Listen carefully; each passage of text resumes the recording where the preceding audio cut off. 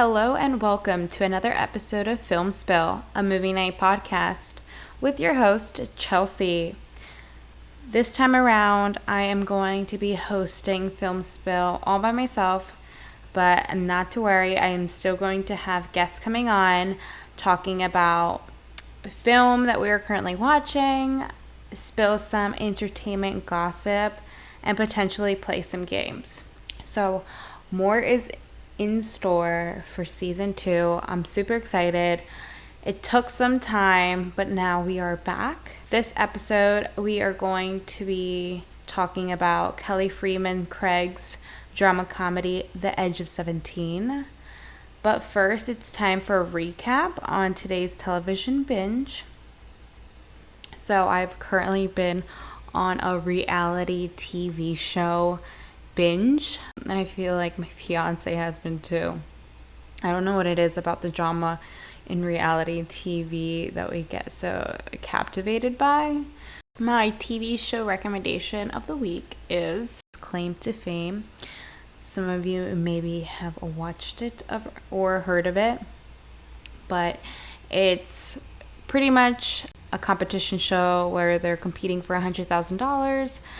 They're in a household, and these people that are competing are related to a celebrity in some sort of way.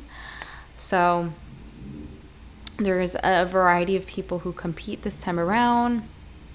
I don't want to give any spoilers. There probably has been already spoilers since the show has come to an end.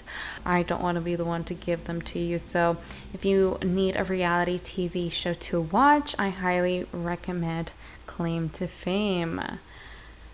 What I want to do this time around is I want to, alongside with talking about film, I want to bring up what's going on in television, what women or non-binary directors are directing out there in the television world. I feel like that topic isn't really brought up as much. I feel like there is a sole focus on just talking about women in film, which I totally understand. I mean, we all love film, right? That's why we're here listening to this podcast. Every week, I'm going to be talking about a new show or film that I'm currently watching or I've watched. When I wrote this, I was watching The Bear, and I'm particularly talking about The Bear. It's not just because he was on the show Shameless. For those of you who may not know who he is, his character was named Lip, and he played one of the main siblings on the show. He is an awesome actor, and he really knows how to, play that dramatic role. And it is rated on Rotten Tomatoes at 100%. Google users are rated at a 94%. The director for the show, his name is Christopher Sawyer, but not all the episodes are directed by him. He does have a female co-director whose name is Joanna Callow, and her credits can be seen at the end of an episode if you want to really dive in deep with which episodes she's directed specifically, or you can check IMDb. Joanna has produced Hacks, which is another great TV series that's on HBO Max. I love that show. So yeah, that's what I want to talk about this time around. I want to talk about more female and non-binary people who are directing television or being a part of a television crew as either a writer, director, or producer. Also, a fun fact, why not just throw that out there, but I watched Hot Chick for the first time. Now, my fiance was blown away about the fact that I had yet to watch Hot Chick. We have some OGs in this cast. We have Rob Schneider, we have Rachel McAdams, Anna Faris. These are all amazing and wonderful, talented individuals. And I can't believe I've never watched it, but it's actually pretty funny. I laughed throughout the whole thing.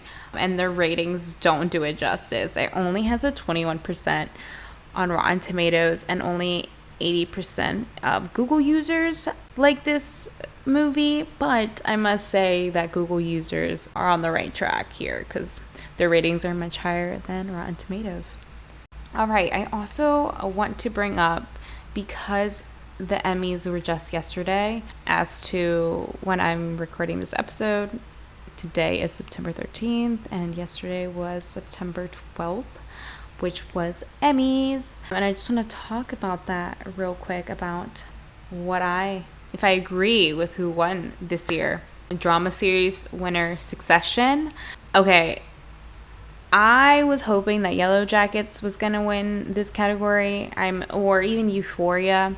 I didn't really like Euphoria second season. Like, it definitely started picking up, and it definitely got better within like the first like 2 episodes. And I wasn't vibing with it the same way that I was the first season. But there was some great stuff. Like, great like cinematography, great like movie references. It was well thought out. So I gotta give it more credit. But Yellow Jackets, just the story, the writing, directing, acting, like all of it was so good. I really got hooked, and I'm like really excited for the second season. I binged the shit out of that. But Stranger Things was good, but that also, I wasn't feeling this season as much until like the end and started picking back up. Ozark was great. I wasn't expecting it to end that way. Yeah, there's great choices in this category, but Succession won. Let's see if I'll get into it. I'm like on episode 3, and I still just can't really get into the show, but just gotta keep watching, I guess. All right, moving on to comedy series. The winner is Ted Lasso. I was thinking it was gonna be Hacks. Yeah, or Only Murders in the Building. I would have loved to see them win an Emmy. I haven't watched What We Do in the Shadows. I've been trying to get into it, and The Marvelous Miss Maisel. I haven't gotten into that either, so like I was really rooting for my Hacks. I started watching Abbott Elementary. I binged that. That's pretty good. It definitely reminds me of The Office vibes. Huge fan of The Office, so I get why I did like it. If you're looking for a show similar to that, Abbott Elementary is a good one. All right, moving on. Limited or anthology series. The winner was The White Lotus. That doesn't surprise me. That was really good. I haven't seen any of the other ones besides The Dropout and Inventing Anna, so like 2 out of the 4. But I didn't finish Inventing Anna. I got kind of bored of it. The Dropout kind of got boring too. So The White Lotus really got me wild. I was really not expecting the end. I think that the ending really played into the great cliffhanger moment, and wanting viewers to want to see more of what's gonna happen next. Moving on to this week's episode. This week we are going to be talking about The Edge of 17, that was released in 2016. When I rewatched this movie, I've only seen it once before I rewatched the movie, but I forgot how much I love this movie. Haley Steinfeld does an amazing job playing Nadine. It reminded me how I was, or like how I acted at the age of 17. I was in Nadine's shoes for sure. And it does a great job of depicting a coming-of-age story with a kick of comedy. The comedy was perfectly mixed in with the chaos of Nadine's emotional state. There wasn't too overly serious moments, and I feel like the comedy really flowed. And once I learned more about the movie, I really understood why that was. If you want to watch The Edge of 17, if you thought about watching it on Netflix, it's no longer available there, but it is available on Amazon Prime Video and YouTube. This discussion will contain spoilers for the film, so if you haven't already seen it, go watch and come back afterwards to hear my thoughts. So everyone knows that growing up is hard and life is no longer easy for high school junior Nadine, played by Haley Steinfeld, who is already at peak awkwardness with her all-star older brother Darian, played by Blake Jenner, starts dating her best friend Krista, Haley Lou Richardson, all at once. Nadine feels more alone than ever until an unexpected friendship with a thoughtful teen Hayden gives her a glimmer of hope that things just might not be so terrible at all. And that is sourced by Rotten Tomatoes. The writer-director for this film is Kelly Fremon Craig. She made her directorial debut with The Age of 17. She graduated from UC Irving with an English degree. Fremon Craig started out writing sketch comedy and spoken word poetry in college, then landed an internship in the film division of Immortal Entertainment, where she read her film script and began to pursue screenwriting. Some background on the film. Kelly did a lot of research on the script. She interviewed teenagers. Her and her team watched and observed high school students. They wanted to be as true to what it is to feel like at that age and what someone at their age goes through. I know most of us listening have already gone through the age of 17, but we might not quite remember what we went through or what emotions we were feeling, since we have grown up and developed, just a new mindset in general. So that was pretty unique that they did that to make sure that their script was as accurate as possible to the interpretation of a 17-year-old. It took a year of casting for the role of Nadine.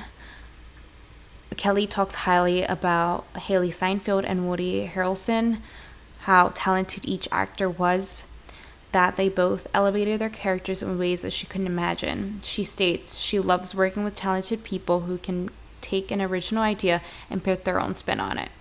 She says they both could be so funny and have a sincere moment right behind it.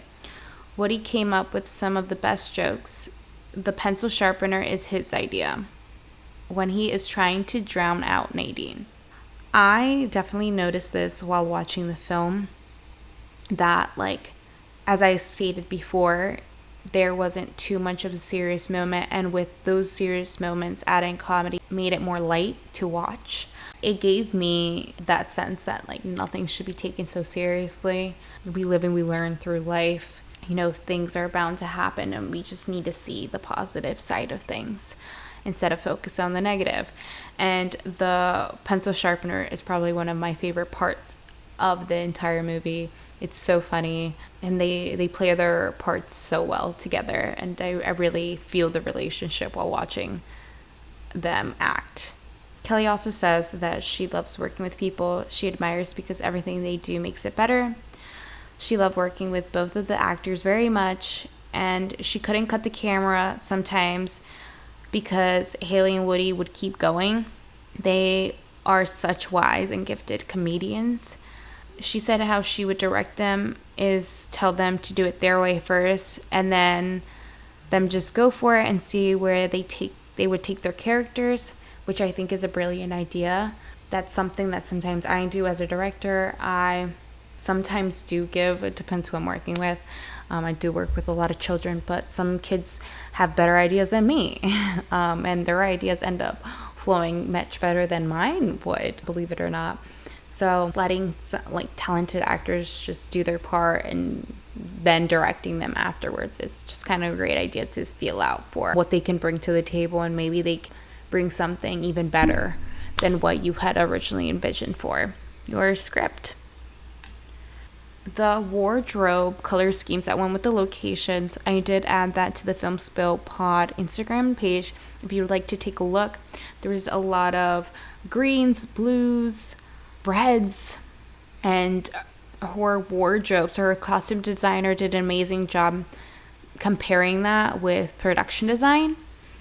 The colors flowed very well. Only very attentive to the color palette. Very bright, vibrant. The picture that I'm actually looking at right now, Nadine is sitting on a sidewalk where underneath her shoes are red, her shirt's red, and the background is red and green. So she pops a lot in this shot. The soundtrack for this film is also one of my favorites. I loved a lot of songs that were featured. 3 of my favorite songs, I did my top 3 because I had a few. So some of my favorites are Big Jet Plane by Angus and Julia Stone, Somebody Else by the 1975, and To Build a Home by the Cinematic Orchestra. If you want to take a look, I will attach the link to the soundtrack in the show notes. The theme that I felt when watching this film is that even though you may feel like your life is falling apart, that feeling doesn't last forever. The last song in the credits had a line, "It's gonna get better," which I thought that was a great touch to the theme. Everything is gonna get better and that these feelings don't last forever. And to always look at the bright side, look at the positive, even though sometimes it might be hard. So that is everything for this episode. I am going to continue probably cutting it short and not giving you guys an earful when it's just me on the podcast. But I want to thank you guys for listening. This has been Film Spill, a movie night podcast.